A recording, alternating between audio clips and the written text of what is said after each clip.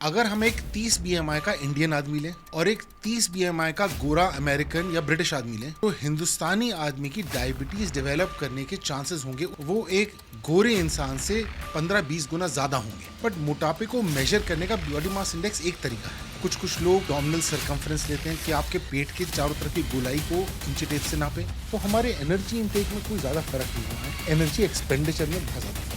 तो अगर आप टीवी या मोबाइल देखते हैं पहले तो आपको ब्रेन को पता ही नहीं चलेगा आप खाना खा रहे हैं, और जो भी आप खाना खाएंगे वो आप मेंटल फुलनेस पे नहीं रुकेंगे, आप फिजिकल फुलनेस पे रुकेंगे। आप पूरे खाने को यहाँ तक भर लेंगे और जब बिल्कुल फुल हो जाएंगे तब आप करेंगे। बट आजकल उनका मेन ड्रग है वेगोवी एंड ओजेम्पिक। इनमें GLP-1 नाम का हार्मोन होता है। इन दवाइयों का कॉस्ट लगभग महीने की 15,000 रुपए, दिन का 500 रुपए बैठता है। 1000 साल का 1,80,000, 10 साल का 18। 60% लोग जो ओवरवेट है या ओबीस हैं उनको डायबिटीज की परेशानी है। हर डायबिटिक एक हार्ट डिजीज का पेशेंट ऑलरेडी है, बस उसमें हार्ट डिजीज भी डायग्नोज की।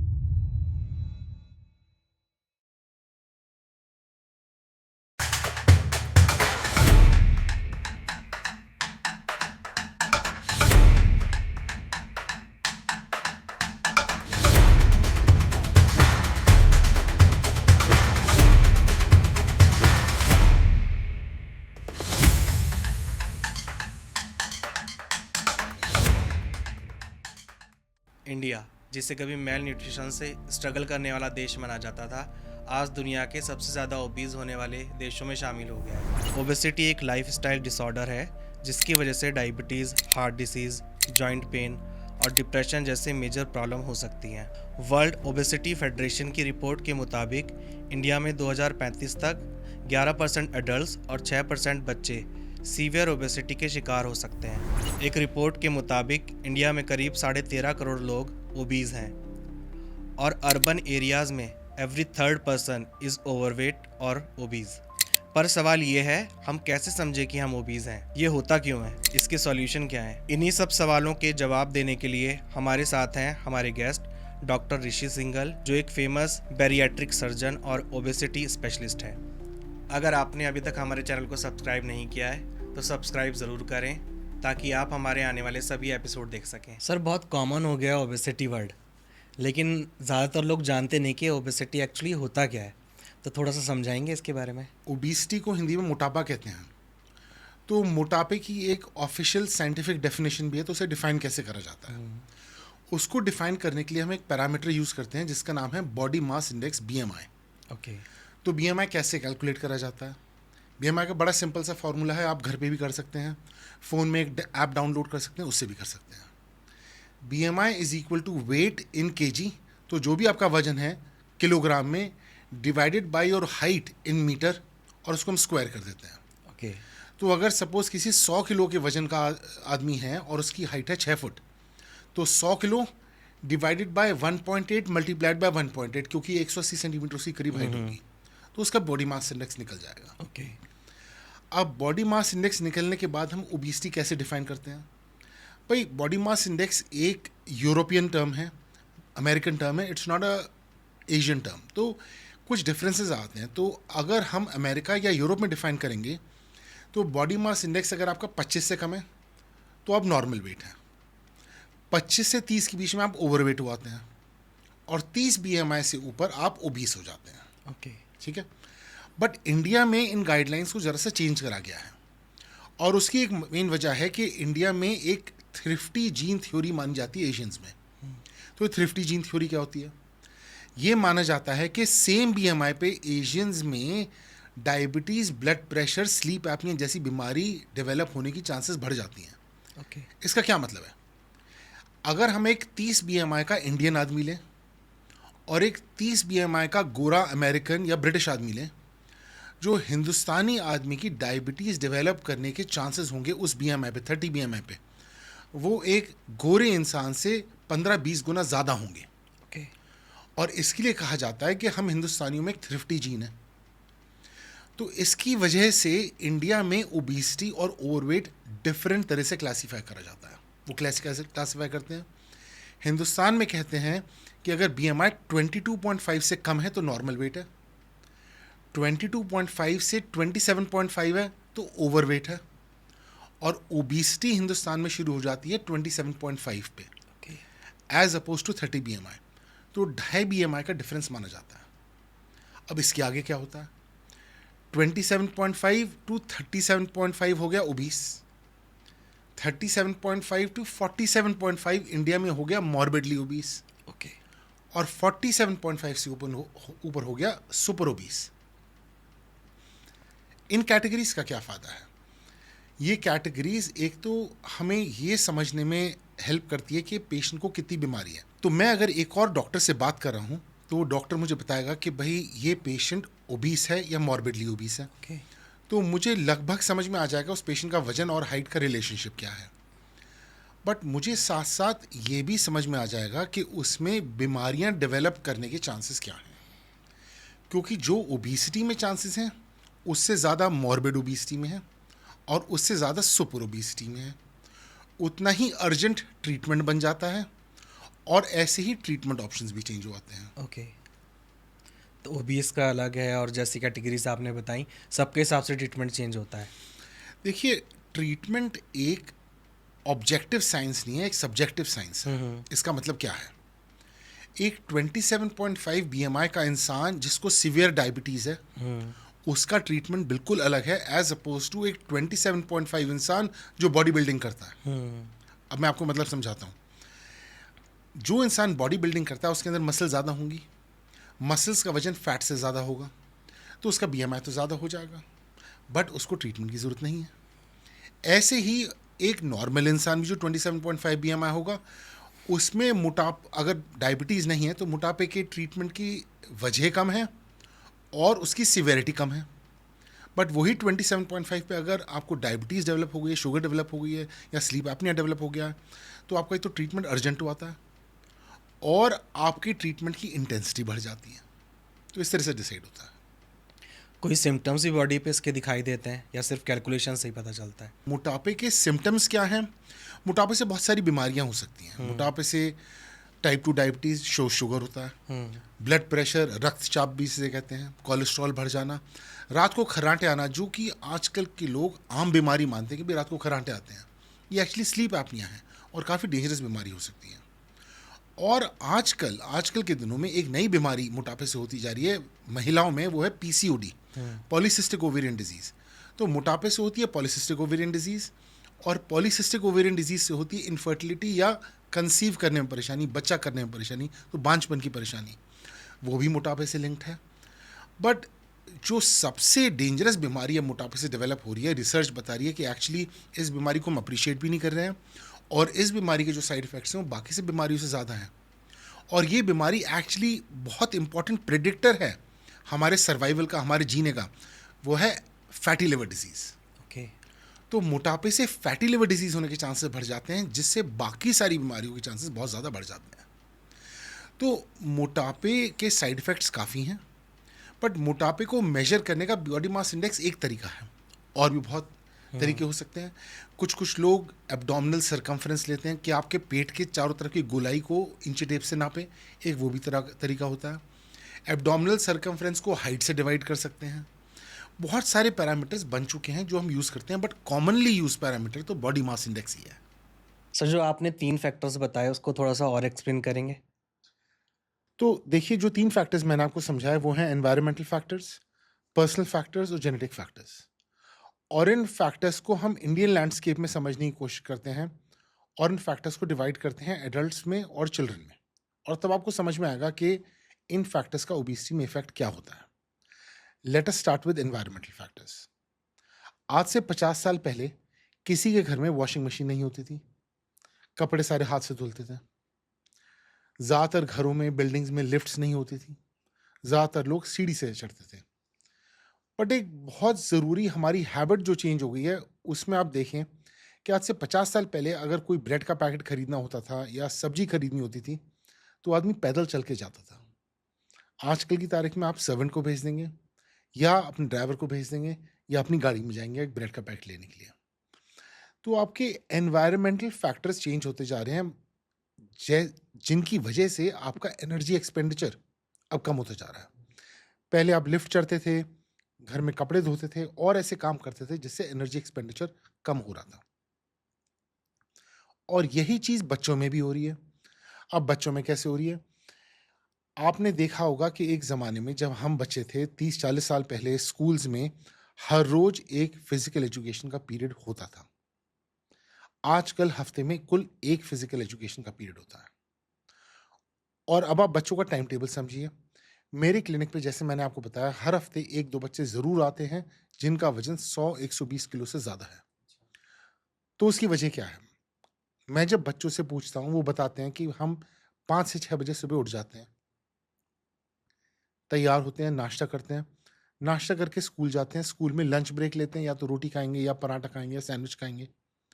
फिर कुछ 3-4 पीरियड्स होते हैं, उसके बाद घर आते हैं। घर आते हैं, लंच करते हैं। लंच करते ही या तो आराम करेंगे थोड़ी देर के लिए, वरना एकदम ट्यूशन चले जाएँगे और 2 घंटे ट्यूशन्स में रहेंगे। ट्यूशन से वापस आने के बाद ज़रा-सा नाश्ता करेंगे, फिर से ट्यूशन चले जाएँगे। 8 साढ़े 8 बजे घर आएँगे। उसके बाद ज़रा-सा खाना खाएँगे, टीवी देखेंगे और बेचारे सो जाएँगे। अब आप इन बच्चों को कैसे ब्लेम कर सकते हैं? तो ऐसे एनवायरनमेंट जो हम बच्चों को और बड़े को दे रहे हैं, ऐसे एनवायरनमेंट को कहते हैं हम ओबेसोजेनिक एनवायरनमेंट। तो ओबेसोजेनिक एनवायरनमेंट क्या होता है? ओबेसोजेनिक एनवायरनमेंट एक ऐसा एनवायरनमेंट होता है जो ओबेसिटी प्रमोट कर रहा है। तो ये बात तो हो गई एनर्जी एक्सपेंडिचर की, बट अब एनर्जी इनटेक में कहाँ फ़र्क हुआ है? कुछ स्टडीज़ हुई हैं जिन्होंने देखा है कि पिछले 2000-3000 सालों में हमारे एनर्जी इनटेक में कोई ख़ास फ़र्क नहीं हुआ है। आजकल की तारीख में कहते हैं हम कि एक एडल्ट को 1800 से 2500 कैलोरीज़ दिन की लेनी चाहिए। आज से 2000 साल पहले भी ये 3000 कैलोरी या साढ़े 3000 कैलोरी ही थी। ये कोई 10,000 कैलोरीज़ नहीं थी या ये कोई 1500 कैलोरी नहीं थी। तो हमारे एनर्जी इनटेक में कोई ज़्यादा फ़र्क नहीं हुआ है।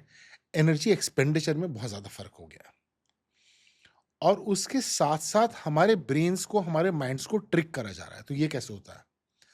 बहुत ज़्यादा फूड रिसर्च आजकल चल रही है कि हम फूड का टेस्ट कैसे मैनिपुलेट करें, फूड का कलर कैसे मैनिपुलेट करें, फूड की पैकेजिंग कैसे मैनिपुलेट करें। तो मैं बताता हूँ आपको आजकल क्या हो रहा है। एक ही खाना जिसमें डिफरेंट इंग्रीडिएंट्स डालते हैं, कुछ लोगों को खिलाया जाता है और उन सबके ब्रेन्स के एमआरआई करे जाते हैं।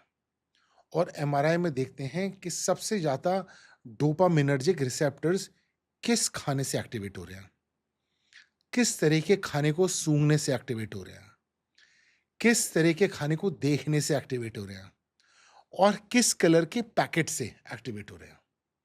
और डोपामीन है हैप्पी हार्मोन। तो जितना डोपामीन सीक्रेट होगा हम उतने खुश होंगे। तो इतनी रिसर्च चल रही है आजकल डोपामीन पे और डोपामिनर्जिक सिक्रीशन पे, और उस हिसाब से हम अपने फूड्स को ऑल्टर करते जा रहे हैं। तो ज़ाहिर है कि आपके साथ ऐसा ही होगा कि आपको सामने जब वो फूड्स रखे जाएँगे आप मना नहीं कर पाएँगे। लेटेस्ट आपने कुछ दवाइयों का नाम सुना होगा जैसे वेगोवी, ओज़ेम्पिक और रायबेल्सस और मोंजारो। ये हैं जीएलपी-1 मेडिकेशंस, 2 कंपनीज़ ने बनाए हैं।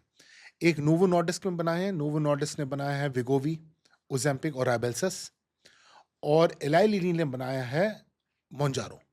तो ये दवाइयाँ क्या हैं?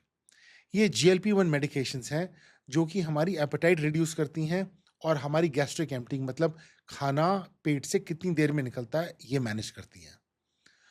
आपको ताज्जुब होगा, ऑलरेडी फूड रिसर्च शुरू हो चुकी है इस डायरेक्शन में कि कौन से फूड्स जीएलपी-1 को बायपास कर सकते हैं। तो इन कंपनीज़ को तो लगे 10 से 20 साल ये खाने बनाने में। ऑलरेडी खाने की कंपनीज़ ऐसे खाने के बारे में रिसर्च कर रही हैं जो इन मैकेनिज़्म्स को भी बायपास कर सकते हैं। ड्रग्स के अगेंस्ट हो रही है। जिन ड्रग्स को डेवलप करने में 10 से 15 साल लग गए, उनके अगेंस्ट फूड्स डेवलप करने में 1 से 2 साल लगेंगे कुल। तो ये तो हो गए एनवायरमेंटल फैक्टर्स। अब पर्सनल फैक्टर्स क्या होते हैं? पर्सनल फैक्टर्स होते हैं कि हम कैसी फूड चॉइसेस, कैसे खाने खाते हैं। तो उसमें मैं अपना ही एग्जांपल दे सकता हूँ और अपनी वाइफ़ का एग्जांपल दे सकता हूँ। मेरी वाइफ़ काफ़ी स्लिम है और जब हम लोग खाना खाते हैं, हम डिफरेंट टाइप के खाने खाते हैं। मैं जब खाना खाऊँगा, लंच करूँगा, रोटी खाऊँगा, चावल खाऊँगा, सब्ज़ी खाऊँगा, दाल खाऊँगा। मेरी वाइफ़ जब लंच करेगी, मेरे साथ ही बैठ के वो पहले सैलेड खाएगी, कुछ फ्रूट्स खाएगी, उसके बाद कुछ सब्ज़ी खाएगी, कुछ दाल खाएगी और उसके बाद कुछ जगह बची होगी तो रोटी या चावल टाइप की चीज़ें खाएँगे। तो पर्सनल फैक्टर से बहुत ज़्यादा फ़र्क पड़ता है। किस तरह से हम खाना खाते हैं, उससे भी बहुत ज़्यादा फ़र्क पड़ता है। नाउ मैं आपको एक एग्ज़ाम्पल देता हूँ सिनेमा हॉल का।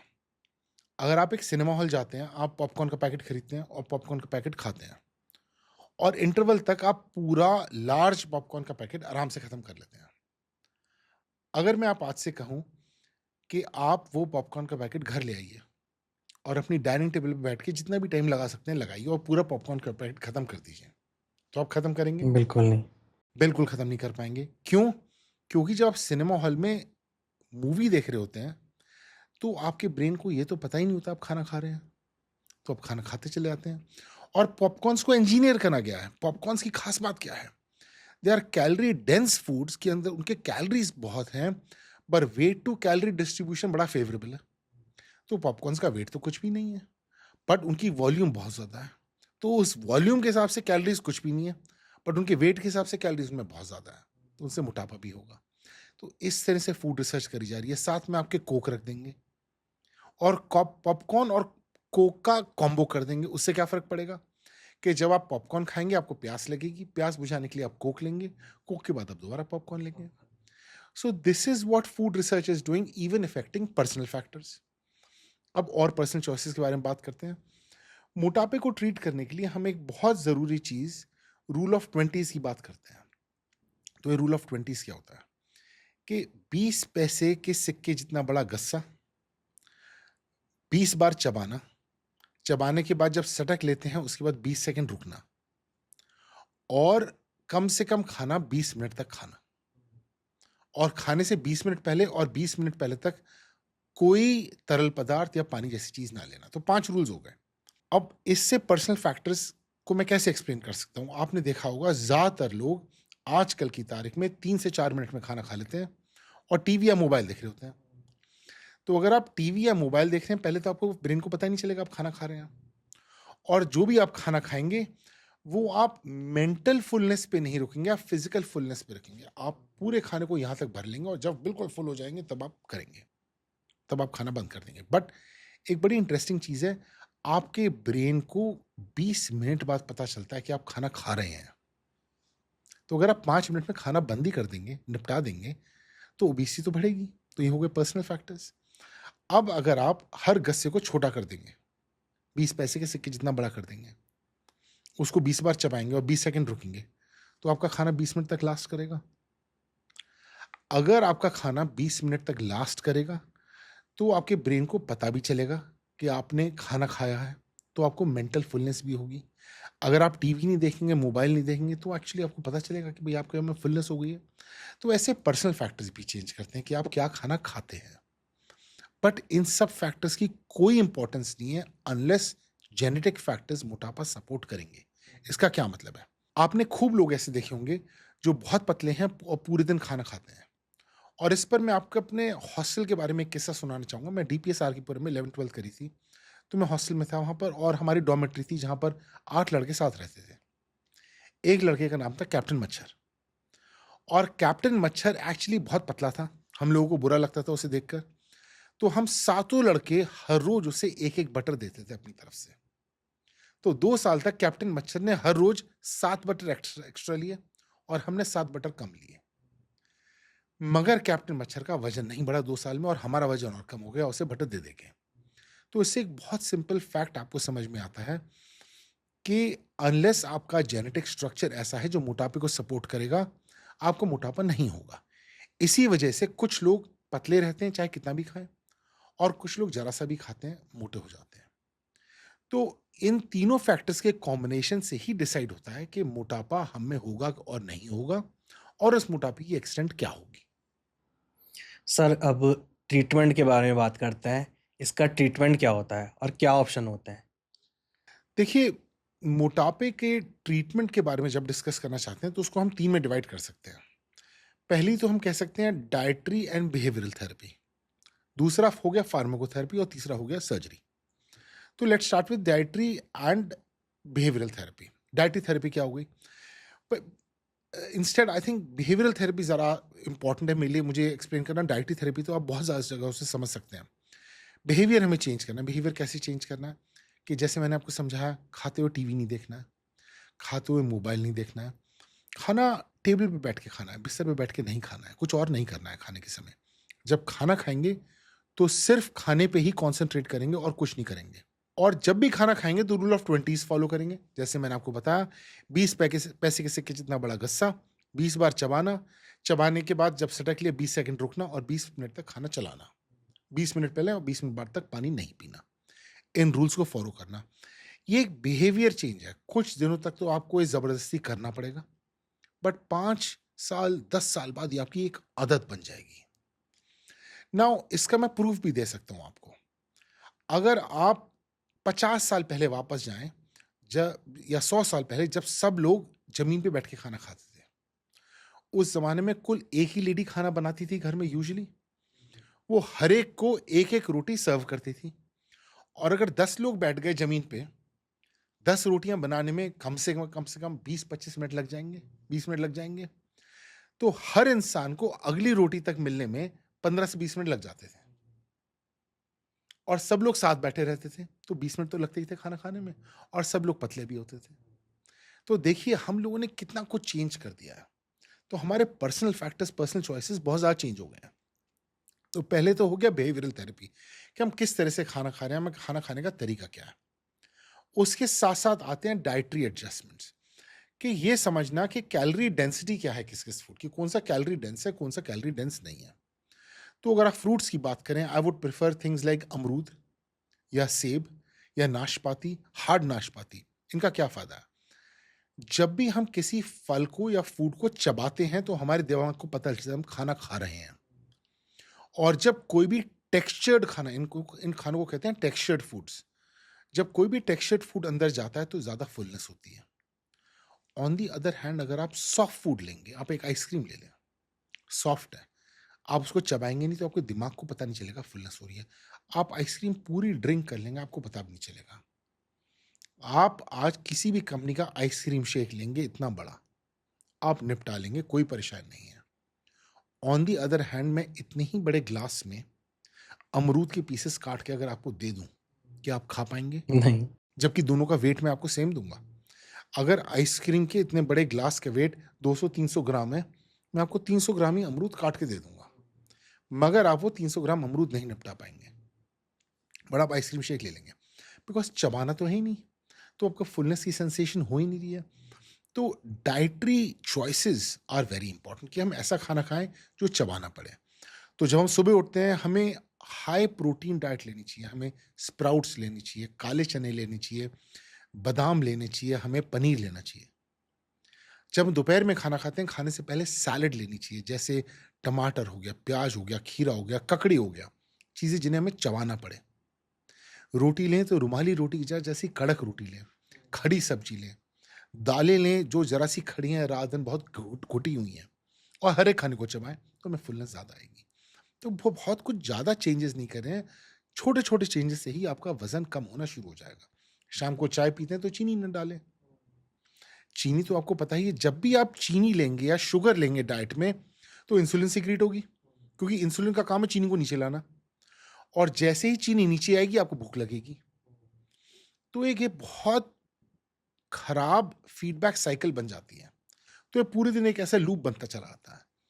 तो इट इज़ वेरी इंपॉर्टेंट कि हम शुगर इंटेक कम रखें, और शुगर ले भी तो कॉम्प्लेक्स शुगर्स लें रादर देन सिंपल शुगर्स लें। तो ये तो हो गए डाइटरी एंड बिहेवियरल चेंजेस, और ये बहुत सारे और चेंजेस कर सकते हैं आप। बट दूसरी चीज, do dietary and behavioural changes work on their own? ये एक बहुत बड़ी परेशानी है। देखिए, हमारी बॉडीज का एक सेट पॉइंट होता है कि जब हमारा वजन 100 था तो 100 ठीक है, बट जब हमने 110 कर लिया, वो 1-2 साल में सेट पॉइंट बन जाएगा, कि हमारी बॉडी को आदत बन जाएगी कि हमारा वेट यही रहना चाहिए। उसके बाद सिर्फ डाइट से, बिहेवियरल थेरेपी से, एक्सरसाइज से उसको कम करना बड़ा डिफिकल्ट होता है। तो इसलिए आपको 2 और चीज़ों के बारे में कभी-कभी सोचना पड़ जाता है, वो है फार्माकोथेरेपी और सर्जरी। तो अब फार्माकोथेरेपी के बारे में डिटेल में समझते हैं। आजकल इस दुनिया में कुल 2 कंपनीज हैं जो कि वेट लॉस ड्रग्स बनाती हैं, जो कि एक्चुअली काम करते हैं। एक तो है एलाई लिली, जो कि अमेरिकन कंपनी है, और एक नोवो नॉर्डिस्क है, जो है डेनमार्क में बेस्ड। अब इन दोनों के बारे में मैं आपको जरा सा बताना चाहूँगा। डेनमार्क में जो नोवो नॉर्डिस्क है, उसने सबसे पहले ड्रग बनाया था बहुत बहुत टाइम पहले, सक्सेंडा नाम से, विच वॉज लिराग्लुटाइड। ये इंजेक्शन था जो हर रोज लेते थे। बट आजकल उनका मेन ड्रग है Wegovy and Ozempic, these are injectables, ये इंजेक्शंस हैं जो हफ्ते में एक बार लगाते हैं। अनफॉर्चुनेटली अभी इंडिया में अवेलेबल नहीं है, बट नोवो नॉर्डिस्क का एक और ड्रग इंडिया में अवेलेबल है, वो है राइबेल्सस, एक ओरल ड्रग है। तो ये ड्रग्स कैसे काम करते हैं? ये ड्रग्स की मैकेनिज्म्स दो हैं। इनमें GLP-1 नाम का हार्मोन होता है। GLP-1 एक तो आपकी एपेटाइट रिड्यूस करता है, आपकी भूख रिड्यूस करता है, और दूसरा आपकी गैस्ट्रिक एम्पटीइंग, कि खाना पेट में कितनी देर रहता है, ये इंक्रीज करता है। तो एक तो आपको भूख कम लगती है, एक आपके पेट में खाना काफी देर तक रहता है, तो आपको खाना ज्यादा करने का मन नहीं करता। तो ये ड्रग्स ऐसे काम करते हैं। तो इन ड्रग्स के गुड पार्ट्स क्या है? पहले गुड पार्ट्स डिस्कस करते हैं। वेगोवी से, राइबेल्सस से, ओजेम्पिक से 5 से 8% टोटल बॉडी वेट लॉस हो जाएगा। मतलब अगर आपका 100 किलो वजन है तो आपका 5 से 8 किलो वजन कम हो जाएगा। बट इसका नेगेटिव पार्ट क्या है? ये आपको दवाई डेली लेनी है और लाइफ लॉन्ग लेनी है। अब हर मरीज लाइफ लॉन्ग सुन के बड़ा परेशान होता है, डॉक्टर साहब लाइफ लॉन्ग क्यों? अब उसका मतलब समझाता हूं मैं। आपको अगर ब्लड प्रेशर हुआ था, आप ब्लड प्रेशर की दवाई लेते हैं और उससे आपका ब्लड प्रेशर ठीक हुआ था, क्या आप ब्लड प्रेशर की दवाई बंद कर देंगे? नहीं ना, लेते रहेंगे। आपको शुगर होती है, डायबिटीज होती है, आप शुगर की दवाई लेते हैं, शुगर ठीक हो आती है, क्या आप शुगर की दवाई बंद कर देंगे? बिल्कुल नहीं। ऐसे ही जब आपको मोटापा हो जाता है, मोटापा तो एक बीमारी है ना, मेटाबॉलिज्म की बीमारी है, तो मोटापे की दवाई लेते हैं, उससे 5 से 8% वेट कम हो जाएगा। बट अगर दवाई बंद करेंगे तो वजन दोबारा बढ़ जाएगा। तो पहला साइड इफेक्ट, पहला प्रॉब्लम तो ये है that these medicine our life long, they may be daily, जैसे राइबेल्सस है वो डेली है, या मोन्जारो जो एलाई लिली का प्रोडक्ट है वो वीकली है, या वीकली या डेली है। बट दूसरा उससे बड़ा नेगेटिव पॉइंट है कॉस्ट। इन दवाइयों का कॉस्ट लगभग महीने की 15,000 रुपये, दिन का 500 रुपये बैठता है, महीने का 15,000, साल का 1,80,000, 10 साल का 18 लाख।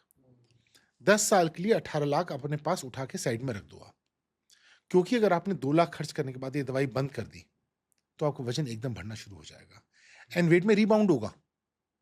अगर आपने 100 पे शुरू करा था, 102 पे जाके रुकेंगे कम होने के बाद जब बढ़ेगा, पहली चीज। और दूसरी चीज, there will be worsening of cardiometabolic parameters. और ये फ्रेज जो मैं यूज कर रहा हूं, ये Jama, journal of American medical association में फ्रेज यूज करी गई थी।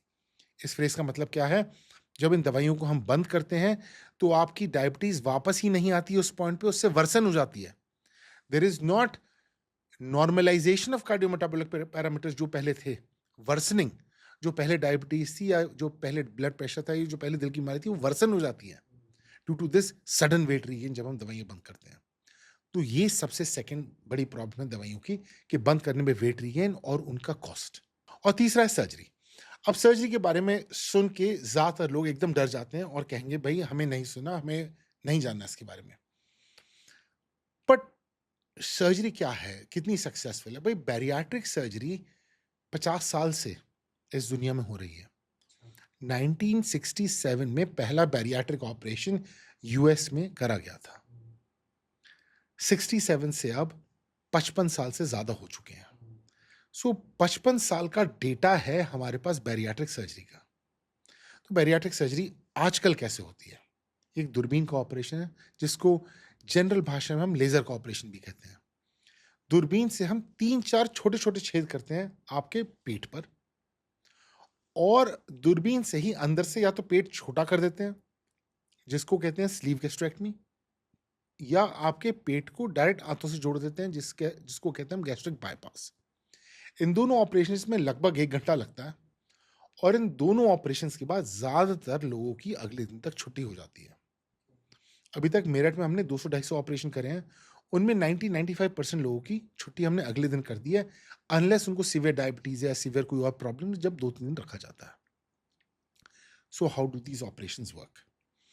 वेल, पहली चीज तो आपकी अगले दिन छुट्टी हो जाएगी, so you start getting back with normal life. But ये मेटाबॉलिक प्रोसीजर्स हैं। अब इसको बैरियाट्रिक सर्जरी तो कोई कहता ही नहीं, we call it metabolic surgery, bariatric and metabolic surgery, bariatric and metabolic surgeon. तो व्हाट इज मेटाबॉलिक सर्जरी? पेट के एक भाग को छोटा करने से या पेट को आंतों से जोड़ने से हम आपके हॉर्मोन्स जो बॉडी में सिक्रीट कर रहे हैं, कुछ कुछ इंक्रीज होते हैं, कुछ कुछ डिक्रीज होते हैं। करंटली रिसर्च ये बता रही है कि 3,000 हॉर्मोन्स होते हैं जो मोटापे में इन्वॉल्व होते हैं, जो कि चेंज होते हैं बैरियाट्रिक सर्जरी की वजह से। और इन हार्मोन्स के चेंज होने की वजह से हमारा वजन कम होने लगता है। आप एक्सपेक्ट करेंगे हर हफ्ते आपका 2 से 2.5 किलो वजन 4 हफ्ते तक, फिर हर हफ्ते 2 किलो वजन 4 हफ्ते तक, फिर हर हफ्ते 1.5 किलो वजन 4 हफ्ते तक। इस तरह से वजन कम होता जाता है और अपना फाइनल वेट, लोएस्ट वेट 6 महीने से 18 महीने के बीच में पहुंच जाते हैं और उसके बाद वेट स्टेबल हो जाता है। So that is how bariatric surgery works. But bariatric surgery से कुछ कुछ इफेक्ट्स बड़े स्ट्रेंज हैं जो अभी तक हमें समझ में नहीं आए हैं। कुछ कुछ डायबिटिक्स जो 50 यूनिट इंसुलिन पे भी होते हैं प्री ऑपरेटिवली सर्जरी से पहले, वो नॉन डायबिटिक बन जाते हैं विद इन 24 आवर्स। तो बैरियाट्रिक सर्जरी के इफेक्ट्स सिर्फ वेट लॉस से नहीं है। बैरियाट्रिक सर्जरी के डायबिटीज पे कुछ डायरेक्ट हार्मोनल इफेक्ट्स हैं, जो कि वेट लॉस भाई 24 घंटे में तो कोई भी वेट लॉस नहीं होता। बट मेरे मेरठ में भी ऐसे बहुत से मरीज हैं जिनकी इंसुलिन रिक्वायरमेंट ऑलमोस्ट फिनिश हो गई with in 24 to 48 hours after surgery, and 90% zero insulin पे आ गए with in 6 months of surgery. चलिए 6 मंथ्स पे तो वेट लॉस हो जाता है, बट बहुत से लोग 1 से 2 दिन में इंसुलिन लेना बंद कर देते हैं बैरियाट्रिक सर्जरी के बाद। सो it is such a powerful hormonal procedure जो आपके हार्मोन्स को चेंज कर देता है। सर मैंने जो ऑब्जर्व किया है, मैंने देखा है कि जो मोटे लोग होते हैं उनमें बीमारियां ज़्यादा होती हैं, पतले लोगों में कंपैरेटिवली कम होती हैं। तो ऐसी कौन कौन सी बीमारियां हैं जो मोटापे की वजह से ही होती हैं? ये बहुत इंटरेस्टिंग क्वेश्चन है और इस क्वेश्चन से बहुत लोगों का सुन के फायदा भी होगा, बिकॉज हिंदुस्तान में लोग एक्सेप्ट नहीं करना चाहते हैं कि उनको ये बीमारियां मोटापे की वजह से हैं। तो मोटापे की सबसे बड़ी बीमारी है टाइप 2 डायबिटीज, शुगर की बीमारी जिसको कॉमनली कहा जाता है। 60% लोग जो ओवरवेट हैं या ओबीस हैं उनको डायबिटीज की परेशानी होगी। एंड डायबिटीज को हम कहते हैं मदर ऑफ ऑल डिजीजेस, मृत्यु का द्वार। अगर चॉइस मिले किसी को कि मुझे कैंसर होना चाहिए या डायबिटीज होनी चाहिए, I would advise some sorts of cancer are so treatable कि आप उन्हें ठीक कर सकते हैं। बट एक बार डायबिटीज हो गई और डायबिटीज बढ़ने चली गई तो आपकी जिंदगी बिल्कुल खराब कर देगी। सो ओबेसिटी से one of the biggest problems that it can cause is diabetes. तो इसका रिलेशनशिप क्या है? एक यूएस में स्टडी हुई थी जिसमें 25 बीएमआई की नर्सेज, 26 बीएमआई की नर्सेज, 27 बीएमआई की नर्सेज, अप टू 35 बीएमआई की नर्सेज की डायबिटीज रिस्क कैलकुलेट करी गई और उसके बेस पे कैलकुलेटर बना। And what we found out was कि जिस इंसान का बीएमआई 35 है एज अपोज टू 25, उसकी डायबिटीज डेवलप करने की चांसेस 93 टाइम्स ज्यादा हो आती हैं। अब डायबिटीज क्या होती है? डायबिटीज एक बीमारी है इंसुलिन रेजिस्टेंस की। हमारी बॉडी में एक पैंक्रियास नाम का ऑर्गन होता है जो इंसुलिन बनाता है, और इंसुलिन का काम होता है हमारे ब्लड में शुगर को कम करना। बट इंसुलिन का एक्शन रोकने के लिए फैट होता है। फैट करता है इंसुलिन रेजिस्टेंस। तो जितना ज्यादा फैट हो जाएगा हमारी बॉडी में उतना हो जाएगा इंसुलिन रेजिस्टेंस। जितना हो जाएगा इंसुलिन रेजिस्टेंस उतनी ज्यादा हो जाएगी diabetes. On the other hand, अगर हम एक्सरसाइज करेंगे और हमारे में मसल बल्क बढ़ जाएगा तो हमारे में आ जाएगी इंसुलिन सेंसिटिविटी। तो डायबिटीज का डायरेक्ट रिलेशनशिप है मोटापे से। एंड डायबिटीज से आगे चल के 4 से 5 बीमारियां बहुत गंभीर होती हैं। डायबिटीज से आपकी किडनीज खराब हो सकती हैं, आपकी आंखें खराब हो सकती हैं, आपको दिल की बीमारी हो सकती है और आपकी पैर की नसें बंद हो सकती हैं। और इन सब बीमारियों से आपकी लॉन्गेटिविटी, मतलब आप कितना सर्वाइव करेंगे, और आपकी क्वालिटी ऑफ लाइफ पे बहुत फर्क पड़ेगा। सो व्हेनेवर समबडी आस्क्स मी कि भाई ओबेसिटी से मेन बीमारी क्या होती है, वो है डायबिटीज। पर उसके साथ साथ और बीमारियां क्या है? सेकेंड कॉमनेस्ट बीमारी ओबेसिटी से होती है ब्लड प्रेशर। ब्लड प्रेशर बढ़ना। नाउ इंडिया में आप कॉमनली सुनेंगे, डॉक्टर साहब मुझे पता चल जाता है मेरा ब्लड प्रेशर कब बढ़ रहा है और मैं दवाई ले लेता हूँ उसकी। That is not the way to treat blood pressure. Blood pressure की मेडिकेशन रेगुलरली लेनी चाहिए। बट मोटापे का इससे क्या रिलेशनशिप है? ये देखा गया है कि जैसे जैसे वजन बढ़ता चला आता है आपके हाइपरटेंशन की चांसेस इंक्रीज होते आते हैं। तो आपको डायबिटीज भी हो गया, हाइपरटेंशन भी हो गया, और तीसरी बीमारी हो गई रेस्ड कोलेस्ट्रॉल। 70 to 80% जो लोग ओवरवेट हैं, जिनका बीएमआई 35 से ऊपर, उनमें कोलेस्ट्रॉल भी बढ़ा है। अब आपको साइंटिस्ट होने की जरूरत नहीं है। ये 3 बीमारियां जब आपको हो जाएंगी, डायबिटीज, ब्लड प्रेशर, कोलेस्ट्रॉल, तो चौथी बीमारी तो आपको पता चली गई, वो हो गई हार्ट डिजीज। हर डायबिटिक एक हार्ट डिजीज का पेशेंट ऑलरेडी है, बस उसमें हार्ट डिजीज अभी डायग्नोज नहीं हुई है। तो मोटापे से आपको होगी डायबिटीज, ब्लड प्रेशर, कोलेस्ट्रॉल, और इन तीनों की वजह से होगी आपको हार्ट डिजीज। बट चौथी बड़ी अंडररेटेड बीमारी है स्लीप एपनिया। स्लीप एपनिया होता है खर्राटे लेना। नाउ कुछ लोगों में खर्राटे तो पतले लोगों वाले भी आते हैं, जो पतले हैं मगर खर्राटे आते हैं, वो है स्ट्रक्चरल, कि आपके गले का स्ट्रक्चर कैसा है उस वजह से खर्राटे आ रहे हैं। बट हर मोटे इंसान में खर्राटे मोटापे वाले आते हैं। तो ये क्या होता है, आपको एक सिंपल सा तरीका बताऊं समझाने के लिए। अगर आप एक पेन के ढक्कन को लेंगे, दबा देंगे और हवा मारेंगे तो सीटी की आवाज आएगी। ऐसे ही जब आपका गला और छाती पे वजन बढ़ जाएगा तो आपकी सांस की नली दब जाएगी। सांस की नली दब जाएगी तो जो हवा मूव करेगी वो आवाज करेगी, वो हो गए खर्राटे। जब सांस की नली दब जाएगी तो रात को ऑक्सीजन भी कम जाएगा आपके दिमाग में। ऑक्सीजन कम जाएगा तो बॉडी सो जाएगी बट दिमाग नहीं सोएगा, तो डिस्टर्ब स्लीप आएगी। डिस्टर्ब स्लीप आएगी तो दिन में थकावट रहेगी। दिन में थकावट रहेगी तो खाने के बाद नींद आ जाएगी। कभी कभी टीवी देखते हुए नींद आ जाएगी। कभी कभी गाड़ी में पीछे बैठे हैं तो नींद आ जाएगी। This is known as sleep apnea. Sleep apnea is directly related to heart disease. जितना ज्यादा स्लीप एपनिया उतना ज्यादा हार्ट के राइट साइड पे प्रेशर पड़ेगा, पल्मोनरी हाइपरटेंशन, उतनी ज्यादा हार्ट डिजीज की रिस्क इंक्रीज हो जाएगी। तो मोटापे से हमने 4 बीमारियां डिस्कस कर ली हैं, diabetes, blood pressure, cholesterol, sleep apnoea. अब 5वीं बीमारी जिसके बारे में हम आजकल बहुत बात कर रहे हैं वो है फैटी लिवर डिजीज। मोटापे से फैटी लिवर डिजीज इंक्रीज हो जाती है, ये तो हमें काफी सालों से पता है, बट फैटी लिवर डिजीज से हार्ट डिजीज का रिलेशनशिप अब पता चल रहा है, that it is one of the most important predictors of heart disease. तो ये 5 बीमारियां तो हर एक में हो जाती हैं। अब सेक्स स्पेसिफिक बीमारियां क्या हैं? फीमेल्स में पॉलीसिस्टिक ओवेरियन डिजीज हो आती है। पॉलीसिस्टिक ओवेरियन डिजीज क्या होती है कि फीमेल्स में इरेगुलर पीरियड्स हो आते हैं, हिर्सुटिज्म मतलब चेहरे पे ज़्यादा बाल आने लगते हैं, स्किन का एक्ने हो जाता है, और साथ साथ कंसीव करने में परेशानी आने लगती हैं। तो ये हो गई पीसीओडी। मेल्स में reduce sperm production, quality of sperms मतलब ओलिगोजुओस्पर्मिया मतलब reduce sperm production, and quality of sperms reduce हो आते हैं।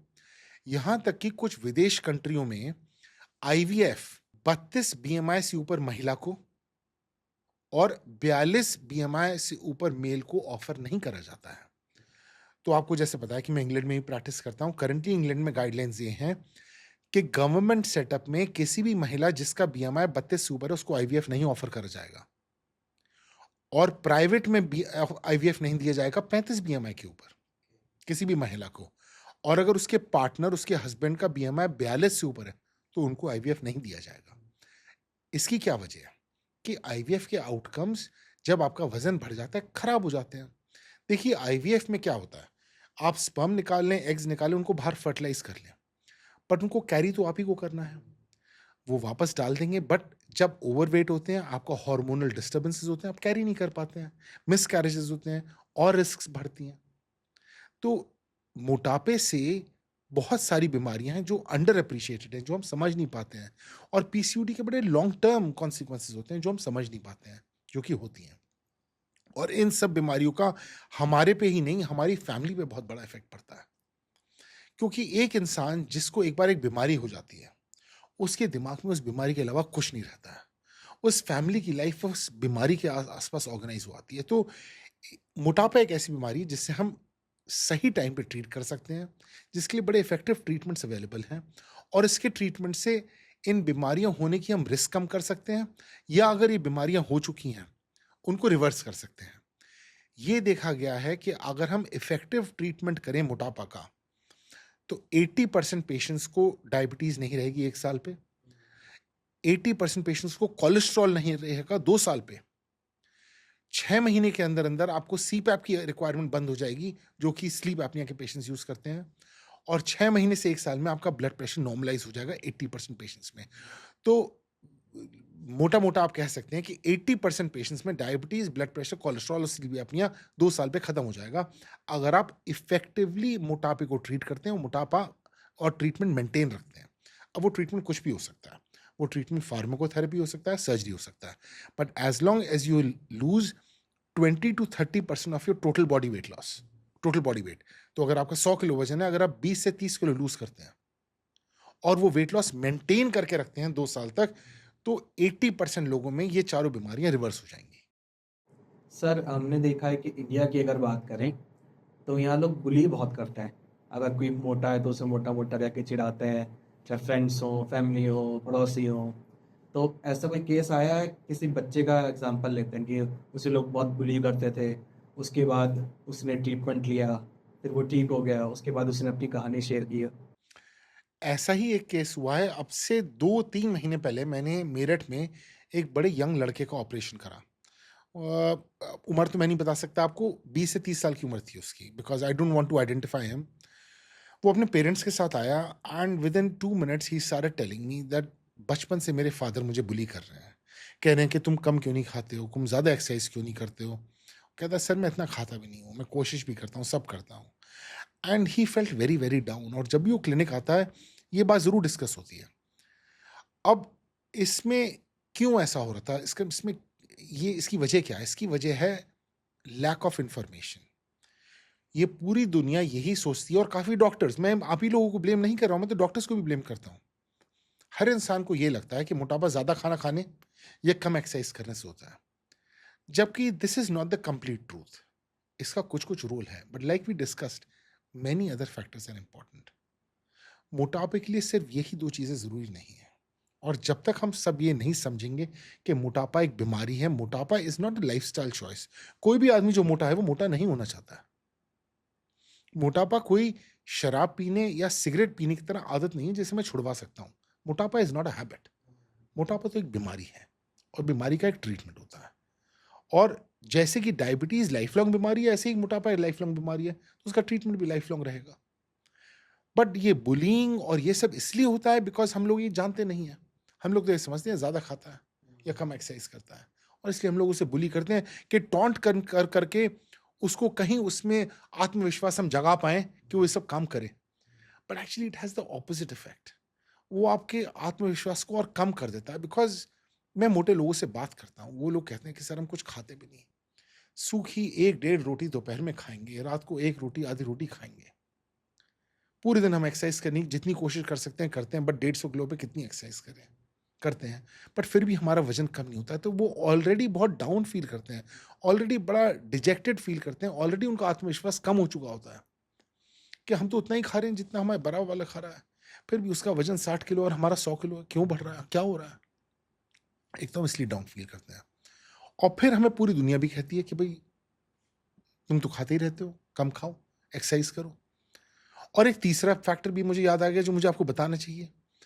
जिनकी बैरियाट्रिक सर्जरी हुई है, ये जो दवाइयाँ लेके अपना वज़न कम कर रहे हैं, वो भी नहीं बताते किसी को। मेरे पास एटलीस्ट 50% पेशेंट्स ऐसे हैं जो किसी को बताना नहीं चाहते हैं कि उन्होंने सर्जरी कराई है मेरे से। वो टैबू मानते हैं।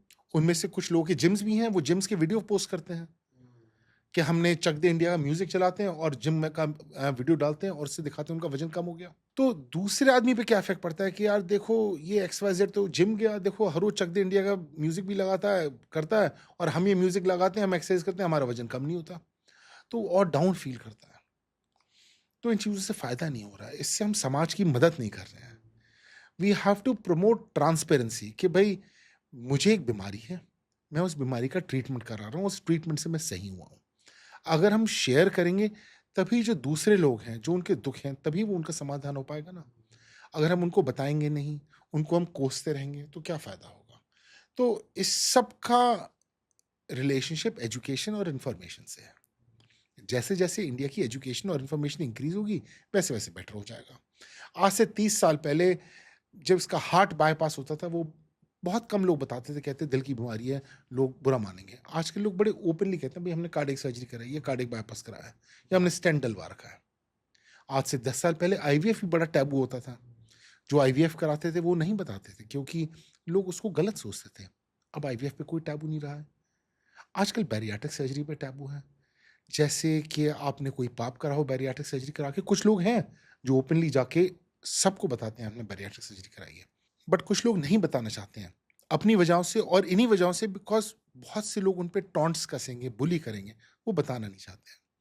और उसकी वजह से और अंधविश्वास फैलता चला जाता है, और लोग को सही रास्ता नहीं दिख पाता, और वो अपना मोटापा ठीक नहीं करा पाते हैं। सर कुछ ऐसे पेशेंट्स हैं जिनकी लाइफ काफ़ी चेंज हुई हो सर्जरी के बाद? तो मोटापे का ट्रीटमेंट ट्रांसफॉर्मेशनल है बिल्कुल। तो मैं आपको इंडिया और इंग्लैंड दोनों से एग्ज़ाम्पल्स देना चाहूँगा। पहले मैं आपको इंग्लैंड के एग्ज़ाम्पल्स देता हूँ। इंग्लैंड में हम एक अवार्ड सेरेमनी करते हैं हर साल। जो मेरी ही कंपनी ऑर्गेनाइज करती है, मेरी कंपनी वहाँ पर काफ़ी बड़ी, we are the largest provider of bariatric services in UK. तो मेरी कंपनी बैरियाट्रिक सर्जरी करती है सिर्फ यूके में, और हम लार्जेस्ट प्रोवाइडर हैं। तो हम वहाँ पर हर साल एक अवार्ड सेरेमनी करते हैं, जहाँ पर हम पेशेंट्स के एफर्ट्स को रिकग्नाइज करते हैं, और जिन पेशेंट्स ने कुछ कुछ अचीव करा है उसको रिकग्नाइज करते हैं। तो जो हमने पहली अवार्ड सेरेमनी करी थी, उसमें कॉम्पेयर, जो उसमें जो मेन आदमी था जो कंडक्ट कर रहा था ceremony, he was one of my patients. जब वो पहली बार मुझे मिलने आया, तो क्लिनिक में बिल्कुल कोने में बैठा हुआ था, दबा हुआ सा, 185-180 किलो का था वो उस समय, एंड कोई प्रेजेंस नहीं थी उसकी उस समय, डरा हुआ था, सहमा हुआ था। And this is the first time I met him surgery करने के बाद 4-5 साल बाद, जब वो अवार्ड सेरेमनी कंपेयर करने आया ब्लैक टक्सीडो पहन के। I tell you this guy, अब वो दुबई में काम करता है, he is a big time property dealer, realtor है, एंड उसका कॉन्फिडेंस देख के आप कह ही नहीं सकते किस आदमी की बैरियाट्रिक सर्जरी हुई है। ही turned his life completely around, his family was so happy, his kids were so happy, and he was a different person. तो वो इंसान जो एक कोने में दबा हुआ बैठा था, और ये इंसान में दो अलग अलग इंसान थे, ये बिल्कुल अलग इंसान थे। ऐसे ही we have patients who have run marathons, who have run triathlons. Triathlons वो होती हैं जहाँ पर आपको स्विमिंग, रनिंग और साइकिलिंग तीनों करने होते हैं, काफ़ी काफ़ी लंबे कोर्स होते हैं। Patients who climb mount Kilimanjaro, Kilimanjaro भाई 5,500-6,000 मीटर तो है ही, मेरे पेशेंट्स वो क्लाइम कर चुके हैं। मेरे पेशेंट्स ट्रायथलन्स रन करते हैं, मैराथन्स रन करते हैं। But one of the most heart warming things is, जब मेरे पास एक पेशेंट आती है जो कंसीव नहीं कर पाती होती है, और मेरे पास इंग्लैंड में ऐसे काफ़ी पेशेंट्स हैं जो कंसीव नहीं कर पा रहे थे, काफ़ी टाइम से ट्रीटमेंट भी कराया, सब कराया, और फिर उन्होंने बैरियाट्रिक सर्जरी कराई, and they had a successful outcome, they were able to conceive, and वो अपने बच्चों को लेके आते हैं। It is very heart warming, because to be able to give a woman children somehow is one of the biggest happiness you can have. And I know कि भाई जो IVF करते हैं उनको कितना अच्छा लगता होगा, हम लोगों को तो कम ही ये देखने को मिलता है, बट देर आर women जिनको IVF सक्सेसफुल हो ही नहीं सकता unless they have bariatric surgery. और ऐसे ही बहुत से पेशेंट्स हमारे पास इंडिया में भी हैं। सो इंडिया में we have patients who've been CEOs और high ranking officers within big MNCs, जो कि बड़े अंडर कॉन्फिडेंट थे। मेरठ में भी एक ऐसी सीईओ हैं जो मेरठ में ही रहती हैं, उन्होंने अपने बारे में अभी सबको बताया नहीं है कि उन्होंने बैरियाट्रिक सर्जरी कराई है, बट अब जब मैं उन्हें देखता हूँ, I see a different person, I see a person who so confident. And मेरी क्लिनिक को जब भी आएंगी, अगर कोई पेशेंट्स होते हैं तो उन्हें काउंसिल जरूर करती हैं वो, she tries doing whatever she can do, but unfortunately she is unable to share कि उनकी बैरियाट्रिक सर्जरी हुई है because of the taboos, because of the stigma in the society. बहुत सारी यंग लड़कियां हैं हमारे यहाँ जिन्होंने आके बैरियाट्रिक सर्जरी कराई है, and they have completely blossomed, they have changed. I have operated on some 18-year-old girls, और जो उनके पेरेंट्स लेके आते कि देखिए सर ये कॉलेज नहीं जाना चाहती है, she is very embarrassed to go to college, इसके कुछ फ्रेंड्स नहीं है, ना एक फ्रेंड से मिलती है, ना फ्रेंड्स के घर जाती है। Some of those girls came to my clinic 2 साल बाद सर्जरी कराने के, wearing beautiful clothes, looking so nice, so pretty and so confident, और उनके बात करने का अंदाज ही बदल जाता है। तो मोटापा एक सिर्फ बीमारी शरीर की नहीं है, एक फिजिकल बीमारी नहीं है, मोटापा एक बीमारी कॉन्फिडेंस की भी है। जब आप एक मोटे इंसान को पतला कर देते हैं, उसके कपड़े चेंज कर देते हैं, उसका कॉन्फिडेंस चेंज हो जाता है, वो एक अलग इंसान बन जाता है। सिर्फ उसकी बीमारियां ही नहीं, उसकी पर्सनैलिटी बदल जाती है। So it is absolutely transformational, and these are the people who need to go out in the society to reduce stigma, because stigma currently is the biggest problem with obesity जो India और दुनिया face कर रही है। Firstly, patients को पता नहीं obesity बीमारी है, बिकॉज उनको पता नहीं चल पाता, और जो पता चलता है तो उसका ट्रीटमेंट नहीं सीख कर पाते हैं, और ट्रीटमेंट सीख भी कर लेते हैं तो किसी को बताते नहीं है। That is the stigma around obesity. जब तक हम ओपनली ओबेसिटी को नहीं डिस्कस करेंगे, उसकी परेशानियों को डिस्कस करेंगे, तब तक ये स्टिग्मा हट नहीं पाएगा। ये जो दवाइयाँ होती हैं ये प्रेगनेंसी के दौरान लेना सेफ होता है? अब जो मोटापे को ट्रीट करने की दवाइयाँ हैं, और इससे मैं से जैसे मैंने आपको बताया, कुल 2 कंपनी से दवाइयाँ बना रही हैं, नोवो नॉर्डिस्क और एलाई लिली। इन दोनों दवाइयों का प्रेगनेंसी में सेफ्टी अब तक एस्टैब्लिश नहीं हो पाई है।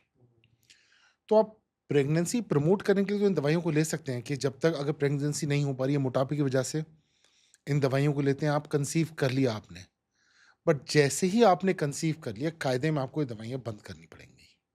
Because currently we do not have enough safety data कि हम प्रेगनेंसी में ले सकते हैं। On the other hand, surgery के लिए we have enough safety data कि अगर कोई लड़की है जो प्रेग्नेंट होना चाह रही है और वो बैरियाट्रिक सर्जरी कराती है, तो हम यूजुअली एडवाइस करते हैं आपको 1 से 1.5 साल वेट करना है बैरियाट्रिक सर्जरी कराने के बाद, बट उसके बाद आपके प्रेगनेंसी आउटकम्स एक्चुअली बेटर हो जाते हैं। तो सर्जरी के लिए तो हमारे पास डेटा है कि प्रेगनेंसी में उससे आउटकम्स खराब नहीं होते हैं, एक्चुअली इंप्रूव होते हैं। बट दवाइयों के लिए अभी कोई डेटा नहीं है, तो current advice is that you have to stop these medicines. और इन मेडिसिन के 3-4 और साइड इफेक्ट्स आपको याद रखने हैं अगर आप ले रहे हैं, स्पेशली यंग एजेस पे, जिनके बारे में जैसी रिसर्च हो चुकी है। पहला है मेडलरी कार्सिनोमा थायराइड। एक थायराइड का कैंसर होता है जिसकी रिस्क जरा सी इंक्रीज्ड है इन मेडिसिन की वजह से, very little risk but increased है। दूसरा है एक इस्कीमिक आर्ट्राइटिक न्यूरोपैथी होती है आंखों की, ऑप्टिक न्यूरोपैथी, तो उससे ब्लाइंडनेस हो सकती है। ठीक है, तो ब्लाइंडनेस के चांसेस इंक्रीज होते हैं, अगेन वेरी लिटिल।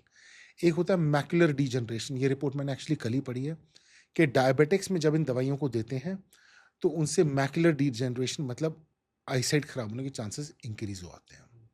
और चौथा है पैंक्रेटाइटिस की रिस्क, कि आपके पैंक्रियास के इन्फ्लेमेशन, पैंक्रेटाइटिस एक बीमारी होती है जिसमें पेट में दर्द काफ़ी होता है, अल्कोहलिक्स में यूजुअली होती है, उसकी रिस्क इंक्रीज हो आती है।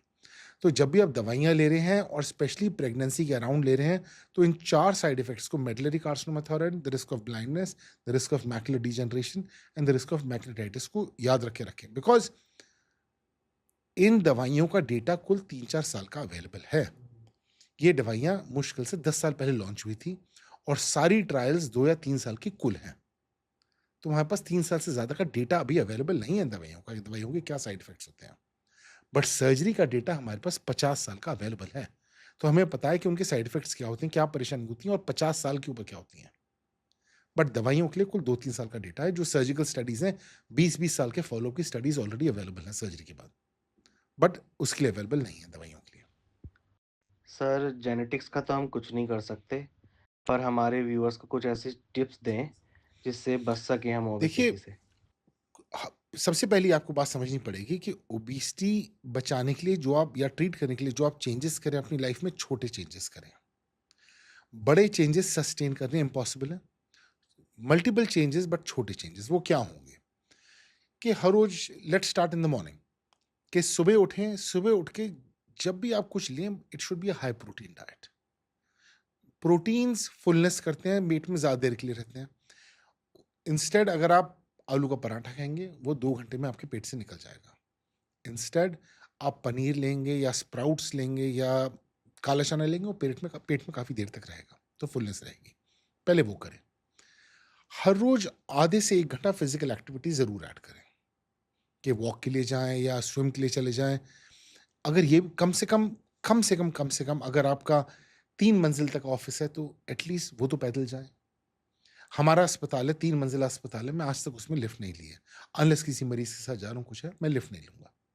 तो एटलीस्ट वो कीजिए। या किसी छोटे से काम के लिए आसपास जाना है और वेदर ठीक है, तो पैदल चले जाइए। तो कुछ ज़रा से चेंजेस अपनी लाइफ में कीजिए। जब आप खाना खा रहे हैं तब टीवी मत देखिए, खाना खाते हुए मोबाइल मत करिए, उसका अलग टाइम रख लीजिए। और जो खाना खा रहे हैं, डिनर टेबल पे बैठ के खाइए प्रॉपरली और धीरे खाइए। खाने में कम से कम 20 मिनट लगाइए। छोटा बाइट लें, 20 बार चबाएं, 20 सेकंड रुकें, 20 मिनट लगाएं और आसपास पानी ना पिएं। तो ये कुछ छोटे चेंजेस हैं जो आप कर सकते हैं, जिससे फ़र्क पड़ेगा। खाने के साथ हमेशा टेक्सचर्ड चीज़ें लें, जैसे सैलड्स हो गए, अमरूद हो गए, सेब हो गए, ऐसी चीज़ें खाएं खाने के साथ, उससे फुलनेस ज़्यादा होगी। सॉफ्ट खानों से फुलनेस नहीं होती है। तो इन चेंजेस से कुछ वेट में चेंजेस आ सकते हैं, बट एक लिमिट के बाद ओबेसिटी के आपको अदर ट्रीटमेंट्स की जरूरत पड़ने लगती है, लाइक फार्माकोथेरेपी और सर्जरी। बट ये चेंजेस तो हम सभी लोग कर सकते हैं। Thank you so much sir हमारे प्रोग्राम में आने के लिए। Thank you very much. Thank you.